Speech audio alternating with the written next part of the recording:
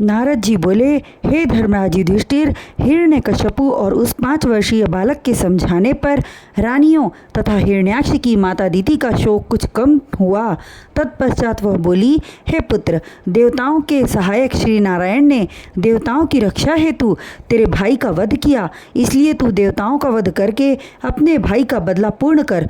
माता के वचन सुन, शक्ति प्राप्त करने के उद्देश्य से और ब्रह्मा जी से वरदान प्राप्त कर अजर अमर होने के का विचार कर तप करने के लिए मंदराचल पर्वत पर चला गया और एक पैर के अंगूठे पर खड़े होकर आकाश की ओर हाथ उठाकर तप करने लगा।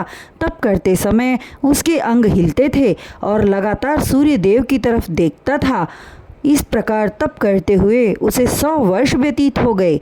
उसके सिर से आग की लपटें उठने लगी और धुएं से आकाश भर गया।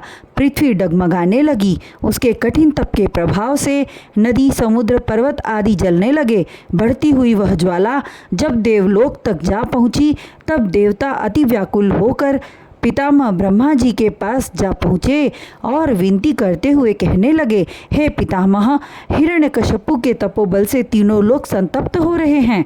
अपने तेज से वह सृष्टि के समस्त जीवों को भस्म कर देगा। प्रभु, वह अपने तप से सत्यलोक पर अधिकार करना चाहता है।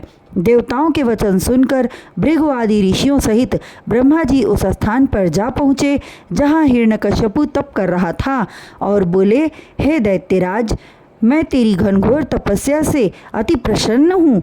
अतएव तुम जो वर चाहो मुझसे मांग लो, मैं तुम्हें मनोवांछित वरदान प्रदान करूंगा।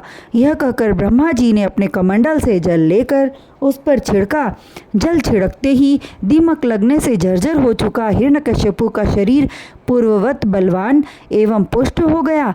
तब उसने ब्रह्मा जी को प्रणाम किया और स्तुति करते हुए विनयपूर्वक बोला, हे पितामह, आप समस्त जड़ एवं चैतन्य को उत्पन्न करने वाले आदि अनंत सर्वज्ञ हैं। हे स्वामी, आप मुझे वर देना चाहते हैं तो ऐसा वर दें कि आप द्वारा बनाए हुए मनुष्य, पशु, पक्षी, देवता, गंधर्व, नाग आदि मुझे मार न सकें।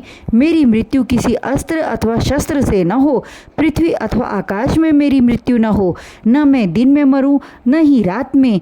उसके वचनों को सुनकर ब्रह्मा जी बोले, हे दैत्यराज, तुमने जो वर मांगे हैं वे अति दुर्लभ हैं, फिर भी मैं तुम्हें प्रदान करता हूँ। तत्पश्चात एवमस्तु कहकर ब्रह्मा जी अंतर्ध्यान हो गए।